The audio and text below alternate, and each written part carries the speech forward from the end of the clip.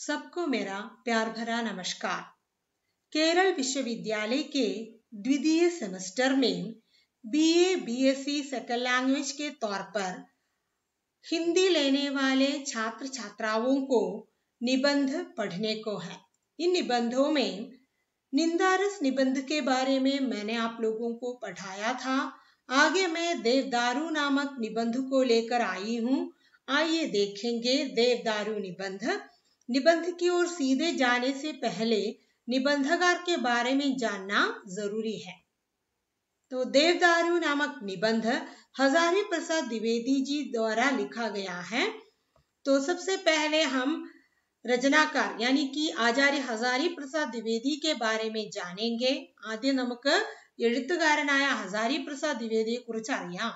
देवदारू എന്ന ലേഖനം എഴുതിയത് ആരാണ്? देवदारू नामक निबंध किसकी रचना है? हजारी प्रसाद द्विवेदी। हजारी प्रसाद द्विवेदी हिंदी के शीर्षस्थ साहित्यकारों में से हैं। वे उच्च कोटि के निबंधकार, उपन्यासकार, आलोचक, चिंतक और शोधकर्ता है। उनका व्यक्तित्व गरिमामय, चित्तवृत्ति उदार और दृष्टिकोण व्यापक है। ഹസാരി പ്രസാദ് ദ്വിവേദി ഹിന്ദിയിലെ ഏറ്റവും അറിയപ്പെടുന്ന സാഹിത്യകാരന്മാരിൽ ഒരാളാണ്. അദ്ദേഹം ലേഖകനും നോവലിസ്റ്റും നിരൂപകനും ചിന്തകനും ശോധകർത്ത റിസർച്ചറും ഒക്കെയാണ്. അദ്ദേഹത്തിന്റെ വ്യക്തിത്വം മറ്റുള്ളവരാൽ ആദരിക്കപ്പെടുന്നതാണ്. അദ്ദേഹത്തിന്റെ ഉദാര മനസ്കനാണ് അദ്ദേഹം. അദ്ദേഹത്തിന്റെ കാഴ്ചപ്പാട് വളരെ വിശാലമാണ്. ദൃഷ്ടികോൺ ബഹുത് വ്യാപക് है।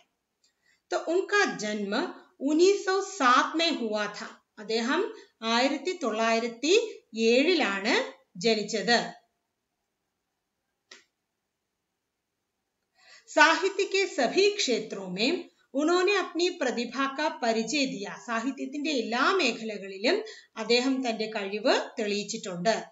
उनकी साहित्य सेवाओं के लिए भारत सरकार ने उन्हें 1957 में पद्म भूषण की उपाधि से सम्मानित किया था. അദ്ദേഹം സാഹിത്യത്തിന് വേണ്ടി നൽകിയിട്ടുള്ള സേവനങ്ങളെ അടിസ്ഥാനപ്പെടുത്തി ഭാരത സർക്കാർ അദ്ദേഹത്തിന് 1957 പത്മഭൂഷൺ ഉപാധി നൽകി. इसके अलावा അത് കൂടാതെ ടാഗോർ പുരസ്കാർ और साहित्य अकादमी पुरस्कार से भी उन्हें नवाजा गया. അപ്പോ പത്മഭൂഷൺ ഉപാധി മാത്രമല്ല, അദ്ദേഹത്തിന് ടാഗോർ പുരസ്കാരവും സാഹിത്യ അക്കാദമി പുരസ്കാരവും അദ്ദേഹത്തിന് ലഭിച്ചിട്ടുണ്ട്. तो हजारी प्रसाद द्विवेदी की रचनाएं, तो आप देखिए हजारी प्रसाद द्विवेदी जी की रचना, उनकी जो आलोचनात्मक ग्रंथ, അതായത് നിരൂപണ ഗ്രന്ഥങ്ങളുടെ പേരാണ് ഇനി പറയുന്നത്. ഹിന്ദി സാഹിത്യ की भूमिका, हिंदी साहित्य का आदिकाल, हिंदी साहित्य, नाथ संप्रदाय, साहित्य सहचर और हिंदी साहित्य उद्भव और विकास, सूर साहित्य, ये सब उनके आलोचनात्मक ग्रंथ है. एक बार फिर से देखेंगे. അദ്ദേഹത്തിന്റെ നിരൂപണ ഗ്രന്ഥങ്ങളുടെ പേരാണ് हिंदी साहित्य की भूमिका, हिंदी साहित्य का आदिकाल, नाथ संप्रदाय, साहित्य सहचर, हिंदी साहित्य उद्भव और विकास, सूर साहित्य. उनके उपन्यासों का नाम है, അതായത് അദ്ദേഹത്തിന്റെ നോവലുകളുടെ പേരാണ് बाण भट्ट की आत्मकथा, पुनर्नवा, अनाम दास का पौधा, चारु चंद्रलेखा. तो उनके उपन्यासों का नाम क्या क्या है? बाण भट्ट की आत्मकथा, पुनर्नवा, अनाम दास का पौधा, चारु चंद्रलेखा, ये सब उनके उपन्यासों का नाम है. നോവലുകളുടെ പേരുകളാണ്. അദ്ദേഹത്തിന്റെ ലേഖനങ്ങളാണ് നിബന്ധകൾ ഏതൊക്കെയാണെന്ന് നോക്കാം. കൽപ്പലത, विचार और वितर्क, अशोक के फूल, विचार प्रवाह, आलोक पर्व और कुटच, ये सब उनके जो निबंधों का नाम है. അദ്ദേഹത്തിന്റെ ലേഖനങ്ങളുടെ പേരുകളാണ് ഈ പറഞ്ഞതല്ല. അപ്പോൾ അദ്ദേഹത്തിന്റെ നിരൂപണ ഗ്രന്ഥങ്ങളുണ്ട്, നോവലുകളുണ്ട്, ലേഖനങ്ങളുണ്ട്. तो आगे हम रचना की ओर सीधे जाएंगे, देवदारू की ओर. तो देवदारू निबंध की ओर सीधे जाने से पहले मैं आप लोगों से यही बताने जा रही हूँ कि हजारी प्रसाद द्विवेदी जी के जो निबंधों में कुछ खासियत होती है। उनकी अंदर आत्मा तक पहुंचने पर हमें समझ आती है कि उन्होंने समाज को क्या शिक्षा देना चाहता है। അദ്ദേഹത്തിന്റെ ലേഖനങ്ങൾക്ക് ഒരു പ്രത്യേകതയുണ്ട്. അതിന്റെ ആഴങ്ങളിലേക്ക് ഇറങ്ങി ചെല്ലുമ്പോഴേ നമുക്ക് മനസ്സിലാവുള്ളൂ അദ്ദേഹം അതിലൂടെ എന്താണ് പറയാൻ ആഗ്രഹിച്ചത് എന്ന്. हजारी प्रसाद द्विवेदी जी का प्रसिद्ध ललित निबंध है देवदारू। अपनी विशिष्ट शैली में द्विवेदी जी ने देवदारू वृक्ष की महिमा का गायन किया और उसकी मस्ती का उल्लेख भी किया है. तो देवदारू हजारी प्रसाद द्विवेदी എഴുതിയ ഒരു പ്രസിദ്ധമായ ലേഖനമാണ്. ദേവദാരു വൃക്ഷത്തിന്റെ മഹത്വം അതിന്റെ തനതായ ശൈലിയിൽ അദ്ദേഹം വർണ്ണിക്കുന്നുണ്ട്. ലേഖകൻ പറയുന്നത് देवदारू सिर्फ एक वृक्ष नहीं पर्वतीय पर्यावरण का संरक्षक भी है. ദേവദാരു കേവലം ഒരു വൃക്ഷം മാത്രമല്ല, അത് പർവ്വതത്തിന്റെയും പരിസ്ഥിതിയുടെയും ഒക്കെ സംരക്ഷകനാണ്. ഭഗവാൻ ശിവജി के लिए भी यह वृक्ष बहुत प्रिय है. ഭഗവാൻ ശിവന് ഈ വൃക്ഷം വളരെ പ്രിയപ്പെട്ടതായിരുന്നു. തഭി तो इसका नाम देवदारू पड़ा. അതുകൊണ്ടാണ് അതിന്റെ പേര് देवदारू എന്ന് വന്നത്. इस वृक्ष का नाम और अस्तित्व काफी पुराना है, महाभारत काल से भी पुराना. ഈ വൃക്ഷത്തിന്റെ പേരും അതിന്റെ നിലനിൽപ്പും മഹാഭാരത കാലഘട്ടത്തേക്കാൾ വളരെ പഴക്കം ചെന്നതാണ്.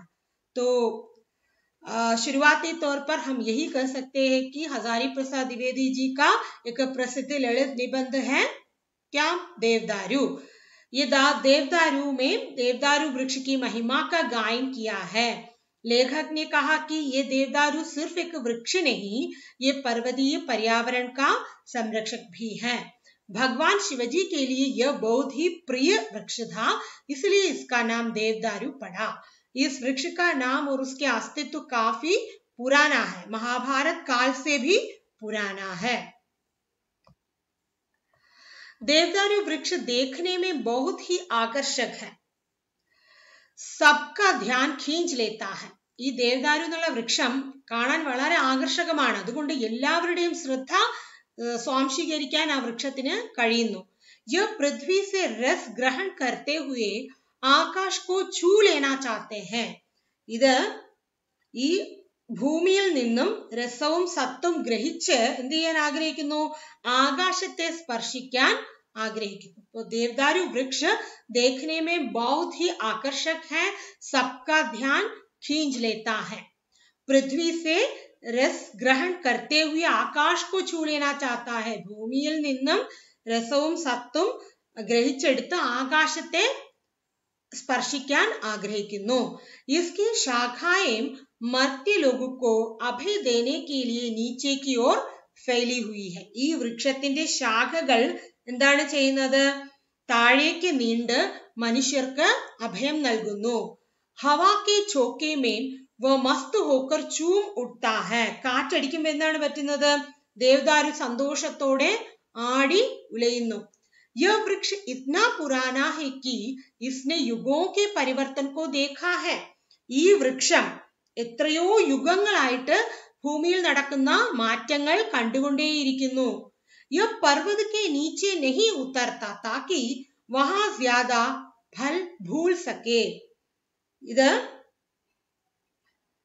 സമൂഹവുമായി ബന്ധിപ്പിക്കുന്ന ഒരു വൃക്ഷമാണ്. लेखक ने इस वृक्ष के माध्यम से यह संदेश देना चाहता है कि यह वृक्ष ने कैसे श्रम को समाज से जोड़कर आम आदमी का पथ प्रदर्शन बनाया. ഈ വൃക്ഷം വളരെ പുരാതനമാണ്, കാലാകാലങ്ങളായി ഭൂമിയിൽ വരുന്ന മാറ്റങ്ങൾ മനസ്സിലാക്കുന്നു.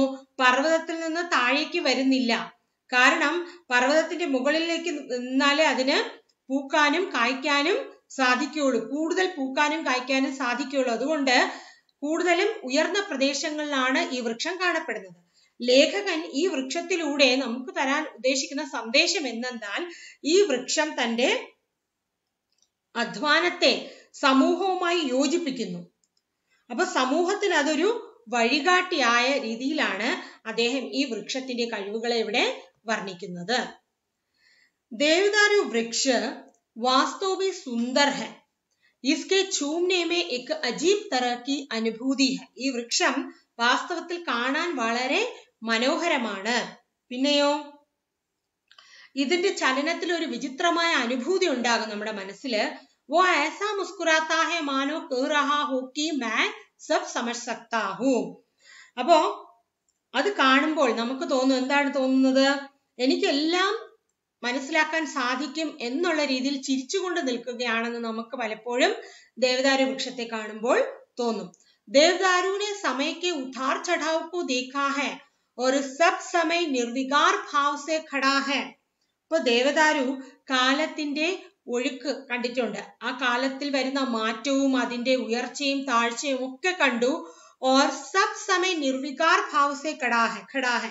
എന്തൊക്കെ സമൂഹത്തിൽ ഉണ്ടായാലും ഒരു വികാരവും ഇല്ലാതെ തന്നെ അവിടെ നിൽക്കുന്നതായിട്ട് നമുക്ക് തോന്നും. ऐसा कहा जाता है कि शिव ने जब प्रसन्न होकर उद्दाम नर्तन किया था उस समय उनके शिष्य दंडु मुनि ने उन्हें याद किया. അപ്പൊ പറയപ്പെടുന്നത് എന്താണ് പറയുന്നത്? ശിവൻ സന്തോഷത്തോടെ നൃത്തം ചെയ്തപ്പോൾ ശിവന്റെ ശിഷ്യൻ ദണ്ഡുമുനി അദ്ദേഹത്തെ ഓർമ്മിച്ചു എന്ന് പറയപ്പെടുന്നു. താണ്ഡവ നൃത്യക്കാർ ദണ്ഡുമുനി ദ്വാര പ്രവർത്തിത താണ്ഡവ നൃത്യ രസഭാവ വിവർജിത നൃത്യത. താണ്ഡവ നൃത്യക്കാർ, താണ്ഡവ നൃത്തത്തിന്റെ ഉപജ്ഞാതാവായ ദണ്ഡുമുനി അദ്ദേഹം മുന്നോട്ട് കൊണ്ടുപോയ താണ്ഡവ നൃത്തം രസഭാവത്തിൽ നിന്നും വ്യത്യസ്തമാണ്. അപ്പോ പറയുന്നത് ദേവദാരു കാലഘട്ടത്തിന്റെ ഉയർച്ചയും താഴ്ചയും കണ്ടു. എന്നിട്ട് എല്ലായ്പ്പോഴും തല ഉയർത്തി നിർവികാര ഭാവത്തോടു കൂടി നിന്നു. ശിവൻ സന്തോഷത്തോടെ നൃത്തം ചെയ്തപ്പോൾ അദ്ദേഹത്തിന്റെ ശിഷ്യൻ ദണ്ഡുമുനി അദ്ദേഹത്തെ ഓർമ്മിച്ചു എന്ന് പറയുന്നു. അദ്ദേഹം നടപ്പിലാക്കിയ നൃത്തത്തെ താണ്ഡവ നൃത്തം എന്നാണ് വിളിച്ചിരുന്നത്. ദണ്ഡുമുനി പ്രോത്സാഹിപ്പിച്ച താണ്ഡവ നൃത്തം രസഭാവ വിവൃതമായ നൃത്തമായിരുന്നു. താണ്ഡവം എന്നത് ഒരു തരം സമാധിയാണെന്ന് രചനാകാരൻ സമ്മതിക്കുന്നു. तांडव लेखक स्वीकार करता है कि तांडव एक प्रकार की समाधि है जिसमें ध्यान, धारणा और समाधि तीनों का योग है.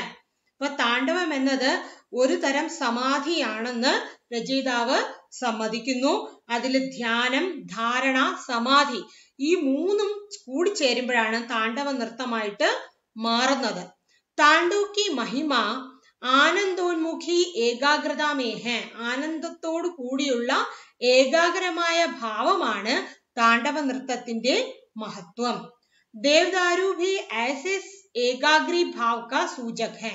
അത്തരത്തിലുള്ള ഏകാഗ്രതയോടു കൂടിയുള്ള ഭാവത്തിന്റെ സൂചകമാണ് ദേവദാരു വൃക്ഷവും. ഉസേ ദേവ് दारू अथवा देवता का काठ कहना ही अधिक उचित है. ഇതിനെ ദേവ് ദാരു എന്നും അല്ലെങ്കിൽ ദേവതയുടെ കാഠ് എന്നും വിളിക്കുന്നതാണ് ഉചിതം. ഇതിനെ ദേവദാരു അല്ലെങ്കിൽ ദേവന്റെ തടി, ദേവതാക്ക കാഠ് യാനിക്ക് ദേവന്റെ തടി എന്ന് വിളിക്കുന്നതാണ് ഏറ്റവും ഉചിതം. ക്യോങ്കി യേ ഹമേഷ നിർവികാർ ഖടേ രഹത്തെ ഹൈ ജൈസെ നിരേ കാഠ് ഹോ. അത് എല്ലായ്പ്പോഴും തടി പോലെ നിഷ്ക്രിയമായി നിർവികാരമായി നിൽക്കുന്നതായിട്ട് നമുക്ക് തോന്നും. അപ്പോൾ താണ്ഡവ നൃത്തത്തിന്റെ ഗുണങ്ങളും താണ്ഡവ നൃത്തത്തിന്റെ ഉപജ്ഞാതാവും ആദ്യ ഭാഗത്തിൽ എന്താണ് നമ്മുടെ ഈ ദേവദാരു വൃക്ഷത്തിന്റെ ഗുണങ്ങൾ എന്നൊക്കെയാണ് ലേഖകൻ പറഞ്ഞത്. अगले भाग के साथ मैं फिर हाजिर हो जाऊंगी. तब तक के लिए विदा लेती हूँ. धन्यवाद.